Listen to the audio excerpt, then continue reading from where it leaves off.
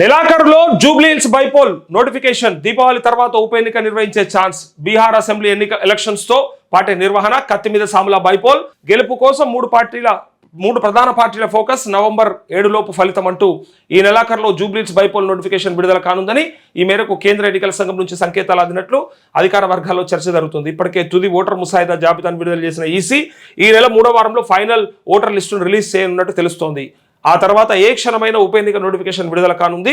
దీపావళి తర్వాత పోలింగ్ జరిగే అవకాశం ఉంది. 2023 అసెంబ్లీ ఎన్నికల్లో బీఆర్ఎస్ నుంచి ఎమ్మెల్యేగా గెలిచిన మాగంటి గోపీనాథ్ మరణంతో అక్కడ ఉప ఎన్నిక అనివార్యమైన విషయం తెలిసిందే. ఇప్పటికే ఆ సెగ్మెంట్లో విజయం కోసం అన్ని ప్రధాన పార్టీలు ఫోకస్ పెట్టాయంటూ నవంబర్ 7 ఫలితం. బీహార్ అసెంబ్లీ ఎన్నికలతో పాటే జూబ్లీహిల్స్ బైపోల్ షెడ్యూల్ విడుదల కానుంది. అక్కడ 2 లేదా 3 దశల్లో ఎన్నికలు నిర్వహించే ఛాన్స్ ఉంది. సాధారణంగా వీళ్ళు చెప్పేది ఏంటంటే, బీహార్లో జరగాల్సినటువంటి ఎన్నికతో పాటే నోటిఫికేషన్ ఇస్తే ఈ ఎన్నిక కూడా జరిగే అవకాశం ఉంది. పైగా దీపావళిలోగా ఇక చూడండి ఒకసారి, ఉప ఎన్నికలను చివరి దశ పోలింగ్ తో నిర్వహించే సాంప్రదాయం కొనసాగుతోంది. అంటే 3 విడతలైనా 2 విడతలైనా ఒకవేళ అసెంబ్లీ ఎన్నికలు జరిగితే ఎక్కడన్నా ఏ రాష్ట్రంలో అన్నా కొన్ని ఉప ఎన్నికలు ఉంటాయి. అక్కడక్కడ మరణించినటువంటి ఎమ్మెల్యేలు లేదా రాజీనామా చేసినటువంటి సెగ్మెంట్లు ఇంకా రకరకాల కారణాల చేత వెకేట్ ఉన్నటువంటి అసెంబ్లీ స్థానాలు ఏవైతే ఉన్నాయో ఆ స్థానాలని వీళ్ళు వాటితో పాటు నిర్వహిస్తారు. ఏదైనా ఒక రాష్ట్రమా 2 రాష్ట్రాలకు సంబంధించిన ఎన్నికలు జరుగుతున్నప్పుడు మిగిలిన ఆ 3వ విడతలో మిగిలినన్నిటి కూడా ఒకేసారి నిర్వహించే అవకాశం ఉంటుంది. అందుకే ఇక్కడ కూడా నోటిఫికేషన్ ఇస్తా ఉన్నారు. ఒకసారి చూడండి ఇగో. సో దీంతో జూబ్లీహిల్స్ ఉప ఎన్నిక దీపావళి తర్వాత జరిగే అవకాశం ఉంటుందని చర్చ ఆఫీసర్లలో ఉంది. ఫలితం మాత్రం నవంబర్ తొలి వారంలో ప్రకటించాల్సి ఉంటుంది. ఎందుకంటే బీహార్ అసెంబ్లీ నవంబర్ 7 లోపు ఏర్పడాలి. అందుకని ఈసీ ఈ లోపే పోలింగ్ పూర్తి చేసి రిజల్ట్స్ ప్రకటించేందుకు కావాల్సిన క్యాలెండర్ తయారు చేస్తున్నట్టు తెలిసింది. ఉప ఎన్నికల కోసమే మేము అన్ని ఏర్పాట్లు చేస్తున్నాం. ఇప్పటికే ముసాయిదా ఓటర్ లిస్టును రిలీజ్ చేశాము. ఈ నెల 23 తర్వాత ఫైనల్ ఓటర్ లిస్టు ప్రకటిస్తాం. అనంతరం ఈసీ నోటిఫికేషన్ విడుదల చేయొచ్చు అని ఎన్నికల సంఘంలోని ఓ సీనియర్ ఆఫీసర్ వెల్లడించారు. 3 పార్టీలకు ఛాలెంజ్, 3 పార్టీలకు డెఫినెట్గా ఛాలెంజ్. ఎందుకోసం అంటే ఫస్ట్ టైం వస్తున్నటువంటి ఉప ఎన్నిక. రాష్ట్రంలో కాంగ్రెస్ ప్రభుత్వం ఏర్పడిన తర్వాత ఎంపీ ఎలక్షన్స్ అయినాయి, లోక్సభకి ఎన్నికలు అయినాయి. సో లోక్సభ ఎన్నికలలో బీఆర్ఎస్ బొక్కబోరలా పడ్డది, 0 వచ్చింది బీఆర్ఎస్కి. సో బీజేపీకి 8, కాంగ్రెస్కి 8, ఎంఐఎంకి 1 సీట్ ఇచ్చి 17 సీట్లని ఈ రాష్ట్రంలో బీఆర్ఎస్, అందులోంచి 1 సీటు కూడా బీఆర్ఎస్కి ఇవ్వకుండా, గతంలో బీఆర్ఎస్ ఒకసారి 7 అనుకుంటా, ఇంకోసారి 9, 11 దగ్గరగా కొంత మెజారిటీ స్థానాల్ని గెలుచుకున్న సందర్భం వాళ్ళు ప్రభుత్వంలో ఉన్నప్పుడు. ఇక మొన్న అయితే 0కి వచ్చేసింది. దాని తర్వాత ఏమైపోయిందంటే ఇంకా అసలు ఛాన్సే లేదు బీఆర్ఎస్కి. బీఆర్ఎస్ పార్టీ పని అయిపోయింది, కథం అయిపోయింది. ఇక మళ్ళీ లేవదిగా ఇదే చివరి ఎన్నిక వాళ్ళకు అన్నట్టుగా మాట్లాడారు. అప్పుడే ఈ ఎమ్మెల్యేలు కూడా చేరిక చూసినాం మనం అంతా. ఒక 10 మంది ఎమ్మెల్యేలు అక్కడి నుంచి ఇక్కడికి చేరినారు కదా. సో ఈ ఎన్నిక తర్వాత ఇక మళ్ళీ ఎన్నికలలో వాళ్ళు ఉండరు, వాళ్ళకి అంత సీన్ లేదు అని అనుకుంటే ఇక ఇక్కడ ఎమ్మెల్సీ ఎన్నికలలో, టీచర్ ఎమ్మెల్సీ ఎన్నికలలో సరే గెలవకపోయినా ఎంత మేరకు ప్రభావం చూపించిండ్రు, లేదా వాళ్ళు బలపరిచినటువంటి అభ్యర్థికి ఎన్ని ఓట్లు పడ్డాయి అనేది ఒకసారి చూడాలి. వాళ్ళు అఫీషియల్గా బలపరచకుండా అన్అఫీషియల్గా ఇచ్చినప్పటికీ కూడా సో వాళ్ళు ఉప ఎన్నికకు దూరం ఉన్నారు, కానీ 1-2 అభ్యర్థులకు ఇండైరెక్ట్ సపోర్ట్ చేసారు అప్పుడు. సో దాని ప్రకారంగా వాళ్ళకు వచ్చినటువంటి ఓట్లు అదంతా కూడా చూసినాం మనం. సో ఏ మేరకు ప్రభావం ఉంటుంది అనేది ఒకసారి గుర్తుండాలి మీకు. తీన్మార్ మల్లన్న ఎన్నిక కూడా ఈ ప్రభుత్వంలోకి వచ్చినాక Congress party MLC, graduate MLC Warangal, Nalgonda, Khammam ఏదైతే ఉందో అక్కడ కూడా రాకేష్ రెడ్డి మామూలు పోటీ ఇవ్వలేదు తీన్మార్ మల్లన్నకి. అక్కడ కూడా గెలిచిపోతారేమో అన్నట్టు అనిపించింది ఆనాడు బీఆర్ఎస్, కానీ కాంగ్రెస్ గెలిచింది. సరే అధికార పార్టీ అవకాశం ఉండే, మల్లన్న ఎత్తులు చిత్తులు అన్నీ చేసేస్తే చివరికి గెలిచిండు. అయితే ఇక్కడ ఇప్పుడు 3 పార్టీలకి అని అంటా ఉన్నారు కదా. గతంలో అసలు ఆ పార్టీ లేదు, ఇక అయిపోయింది అని చెప్పిన కాడికి వెళ్ళి బీఆర్ఎస్ను కూడా ఇలా కన్సిడర్ చేసే పరిస్థితికి ఎందుకు వచ్చింది చెప్పాలన్నా, ట్యాంక్ బండి మీద పెట్టినటువంటి కేసీఆర్ పాటలు. ఇంతకంటే ఇంకా ఉదాహరణ అవసరం లేదు. గ్రామాలల్లో మళ్ళీ కేసీఆర్ వస్తే బాగుండు, మళ్ళీ కేసీఆరే ఉంటే ఇవన్నీ బాధలు తప్పుతుండే మాకు అని చెప్పి అనుకుంటున్నటువంటి మాటలన్నీ కూడా మళ్ళీ అందరికీ వినబడుతున్నాయి. ఇదే పత్రిక రాసింది, మీకు తెలుసో లేదో, ఇదే దిశ పత్రిక గతంలో బీఆర్ఎస్ పని కథం, బీఆర్ఎస్ పని 0, ఇక మళ్ళీ లేవదు, అయిపోయింది, సచిన పాము, ఇట్లాంటి ట్యాగ్ లైన్స్ తోని ఎన్నో వార్తల్ని వండివార్చింది గతంలో. కానీ ఇప్పుడు ఏమైంది, బయట మళ్ళా వినపడుతుంది, మళ్ళీ వచ్చే అవకాశం ఉంది, మళ్ళీ కొంత అటువైపు ప్రజలు చూస్తున్నారనే ఒక భావనకు వచ్చినాక ఇలా తప్పని పరిస్థితులలో 3 పార్టీలు అంటా ఉన్నారు. యాక్చువల్గా ఇక్కడ బీజేపీ పెద్దగా లేదు, ఇందులో ప్రభావం చూపే పరిస్థితి లేదు. కానీ అర్బన్ ప్రాంతం అవడం వల్ల, జిహెచ్ఎంసీ పరిధి కావడం వల్ల బీజేపీకి కూడా అవకాశం వస్తుంది. ఇది ఒకవేళ గ్రామాలలో అయ్యి ఉంటే, ఏ నల్లగొండనో లేకపోతే ఏ మహబూబ్ నగరో ఏ కామారెడ్డియో ఏ నిజామాబాదో ఆర్మూరో ఇటు పక్క సంగారెడ్డి మీదకు అయి ఉంటే కాంగ్రెస్ వర్సెస్ బీఆర్ఎస్ మాత్రమే ఉంటుండే. కానీ ఇలా హైదరాబాద్ ఓటర్లు మమ్మల్ని ఆశీర్వదిస్తారనే ఒక ఆలోచనతోని, పైగా హైదరాబాదులో ఎంపీ ఎమ్మెల్యే ఉండడం, ఇంకొకటి ఏంటంటే వీళ్ళకు ముఖ్యంగా అర్బన్ ఓటింగ్ కొంత పర్సంటేజ్ కలిసి రావడం. గతంలో కార్పొరేటర్లు కూడా ఉన్నారు కదా జిహెచ్ఎంసీ నుంచి. సో ఈ ప్లస్ మనకి కలిసి వస్తుందనే ఆలోచనతోని ఇక ఆ పార్టీని కూడా కన్సిడర్ చేస్తూ 3 పార్టీల మధ్య పోటీ అంటా ఉన్నారు.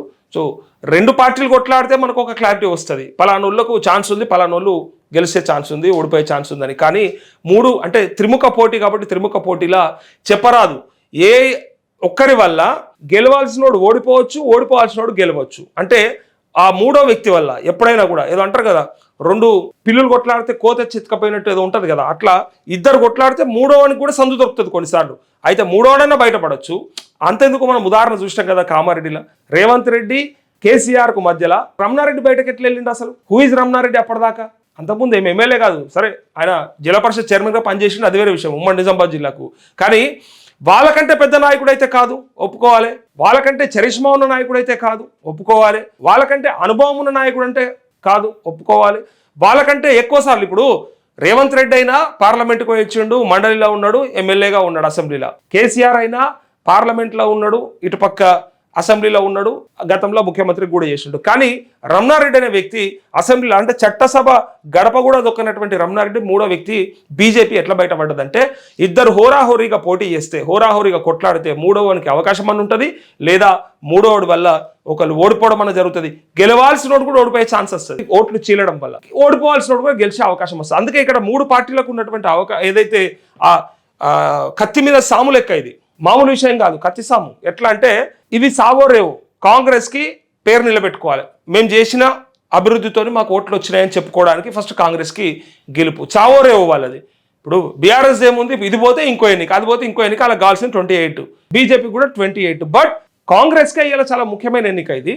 వాళ్ళు గెలవకపోతే బీఆర్ఎస్ సిట్టింగ్ స్థానం అయినప్పటికీ వాళ్ళు అధికారంలో ఉన్నాము, మాకు అన్ని అస్త్రశస్త్రాలు అన్నీ ఉన్నాయి మా చేతిలో, మేము ఏదైనా చేస్తాం, అంగబలం అర్ధబలం అన్ని బలాలు ఉన్నాయి, మేము ఏమైనా చేస్తామని చెప్పి అనుకుంటారు. కాబట్టి సో బీఆర్ఎస్కి అంటే కూడా కాంగ్రెస్కి ఇది సావో రేవో అన్న పరిస్థితి, డూ ఆర్ డై సిచ్యువేషన్. ఖచ్చితంగా వాళ్ళు గెలవాల్సిందే. ఓడిపోయినరా, ఖతమైపోయింది, ఇక అయిపోయింది కాంగ్రెస్ పని, ఇక మళ్ళీ 10 ఏళ్ళ దాకా రాదని ఏదైతే మాట ఉందో అది నిజం చేసిర్రు, ఇక గెలిచే ఛాన్సే లేదు అని చెప్పి కాంగ్రెస్ మీద వేయడానికి అవకాశం. సో అది స్థానిక సంస్థల మీద పడుతుంది, అది కాస్త ఇంకా 10 ఉప ఎన్నికలు వస్తే వాటిపైన పడుతుంది, తర్వాత 28 ఎన్నికల పైన కూడా అదే ఇంపాక్ట్ పడే ఛాన్స్ ఉంటుంది. సో అందుకే వాళ్ళకైతే చాలా ఈ do or die situation. So బీఆర్ఎస్కి ఇంకొక ట్రయల్, ఆల్రెడీ వాళ్ళ సిట్టింగ్ స్థానం. సో ప్రజలు మా వైపు ఉన్నారా లేదా అని చూసుకోవడానికి ఒక టెస్టింగ్ వాళ్ళకి. నిజంగా చెప్పాలంటే బీఆర్ఎస్కి ఇది ఒక పరీక్ష. ప్రజలు ఎటువైపు ఉన్నారు, మా మీద ఏమన్నా సానుభూతి ఉందా, ఇంకా 2 సార్లు పరిపాలించినందుకు మా మీద ఇంకా కోపమే ఉందా, అట్లాంటి విషయాన్ని తెలుసుకోవడానికే బీఆర్ఎస్ ముందుకెళ్తుంది ఈసారి. అందుకే ఇక్కడ చూడండి, జూబ్లీహిల్స్ ఎన్నిక కాంగ్రెస్, బీఆర్ఎస్, బీజేపీ పార్టీలకు ఛాలెంజ్గా మారింది. ఈ ఎన్నికల్లో గెలిచిన పార్టీ రాష్ట్ర రాజకీయాల్లో శాసించనుంది. త్వరలో జరగనున్న జిహెచ్ఎంసీ ఎన్నికల్లో మెజార్టీ సీట్లు సొంతం చేసుకొని మేయర్ సీట్లను కైవసం చేసుకోవడానికి కావాల్సిన బూస్టింగ్ ఈ ఎన్నిక ద్వారా వస్తుందని పార్టీలు అంచనా వేస్తున్నాయి.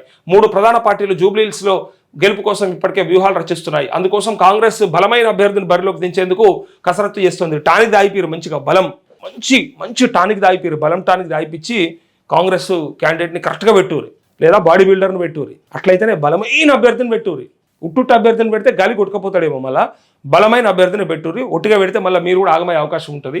సో అందుకోసం కాంగ్రెస్ బలమైన అభ్యర్థిని బరిలో దించేందుకు కసరత్తు చేస్తుంది. పలువురు పేర్లను పరిశీలించిన కాంగ్రెస్ చివరికి స్థానికంగా పట్టున్న ఓ బీసీ లీడర్ పేరును ఖరారు చేసినట్టు తెలుస్తోంది. కాంగ్రెస్ ముందంజ ఈ మధ్య చూడుర్రిగా, ఈ పత్రిక జాడ్యం చూడుర్రి, రోగం చూడుర్రి.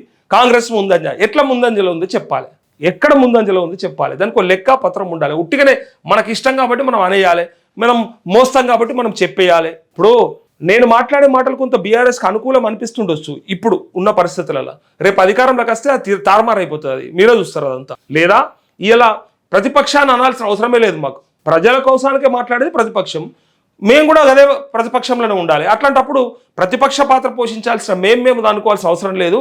సో పాలకపక్షం మీద కొట్లాడాలి, మాట్లాడాలి ఎప్పుడైనా కూడా. వీళ్ళను అంటే ఏమొస్తుంది, వీళ్ళని కొడితే ఏమొస్తుంది, లేనంతాడు ఓడిపోయినాను. ఇప్పుడు ఒక ఊర్లో సర్పంచ్ ఉంటాడు భయ్, ఒకసారి అర్థం చేసుకొని అంటారు కొంతమంది, అన్న బీఆర్ఎస్ చేసిన తప్పిదాలు లెక్కలేదా, మరి బీఆర్ఎస్ మీద మాట్లాడవా?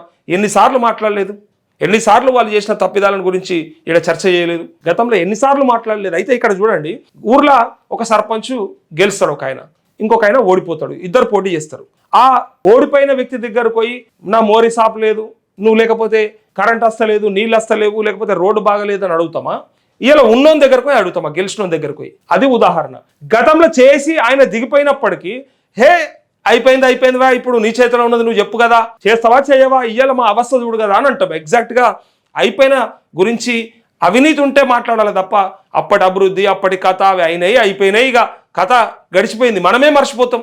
4 ఏళ్ల కింద మనం చేసిన పనులు మనమే యాదికి పెట్టుకోం, మనమే వదిలేస్తాం. కాంతి ఏదో తప్పిదం అయితే అయిపోయింది, మళ్ళీ చూసుకుందాం, మంచిగా చేసుకుందాం అనుకుంటాం. అట్లనే గత ప్రభుత్వాలలో జరిగిన తప్పిదాలని ఇలా వల్ల వేసుకుంటూ కూర్చుంటే ఏమొస్తుంది నీకైనా నాకైనా? ఈ ప్రభుత్వంలో ఆ తప్పిదాలు జరగకుండా నేర్చుకోవాలి గుణపాఠాలు అని చెప్పి అర్థం చేసుకోవాలి. అయితే ఇక్కడ కాంగ్రెసే ముందంజలు ఉందని చెప్తా ఉన్నారు. ఈ మధ్య సీఎం రేవంత్ జూబ్లీహిల్స్ ఎన్నికపై రివ్యూ చేసి అక్కడ పట్టున్న బీసీ నేతను పోటీకి రెడీగా ఉంచాలని సంకేతాలు ఇచ్చినట్టు తెలిసింది. బీఆర్ఎస్ నుంచి గోపీనాథ్ భార్య సునీతకు టికెట్ ఇస్తున్నట్లు ఇప్పటికే మాజీ మంత్రి కేటీఆర్ సంకేతాలు ఇచ్చారు. ఇక బీజేపీ నుంచి మాజీ గవర్నర్ బండారు దత్తాత్రేయ కూతురు విజయలక్ష్మి, లంకెల దీపక్ రెడ్డి పేర్లను పరిశీలిస్తున్నట్టు తెలుస్తోంది. జూబ్లీహిల్స్ గెలుపు కోసం కాంగ్రెస్ చాలా కాలంగా గ్రౌండ్ వర్క్ చేస్తుంది. 3 మంత్రులు తుమ్మల నాగేశ్వరరావు, పొన్నం ప్రభాకర్, వివేక్ ఇన్ఛార్జ్ బాధ్యతలు అప్పగించారు. వీరంతా రెగ్యులర్గా నియోజకవర్గంలో పర్యటిస్తూ కార్యకర్తలతో సమావేశాలు నిర్వహిస్తున్నారు. దీంతో ఈ నెల రోజుల్లో కాంగ్రెస్ గ్రాఫ్ పెద్ద ఎత్తున పెరిగిందని పలు సంస్థలు నిర్వహించిన రిపోర్ట్లో వెల్లడైందని మంత్రులు ధీమా వ్యక్తం చేస్తున్నారంటూ అంతుతుంది ట్రాష్, అంత బ్లఫ్. కాంగ్రెస్ నిజంగా గెలిచే అవకాశం ఉందని రిపోర్ట్ ఇచ్చిర్రు అంటే ఇక దాని కథ ఏందో మనకు అర్థమైపోతా ఉంది. పబ్లిక్లా ఏముంది మరి అది మనం తీసుకొద్దాం. అదే జూబ్లీహిల్స్ నియోజకవర్గంలోకి వెళ్ళి నేనే పబ్లిక్ దగ్గరికి వెళ్ళి అక్కడ నుంచి బయట తెచ్చి మీకు చూపిస్తా మన ఛానల్నే, అప్పుడు మీరే డిసైడ్ చేయండి, జనాలు డిసైడ్ చేయరు. ఎవడో యాన్నో కూర్చొని రిపోర్ట్లు రాసుకొని మీదే అని సర్వే రిపోర్ట్లు ఇచ్చినట్టు కాదు.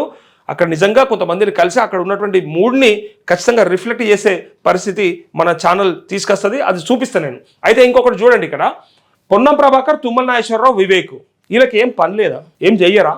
ఓ దిక్కు రైతులు గోసపడుతుంటే యూరియా కోసానికి, ఓ దిక్కు రుణమాఫీ కాక బాధపడితే, ఓ దిక్కు రైతు బంధు రాలేదని ఏడుస్తుంటే అది ఇడిచిపెట్టి తుమ్మల నాగేశ్వరరావు ఏమో ఎన్నికల కోసానికి తిరుగుతుండట.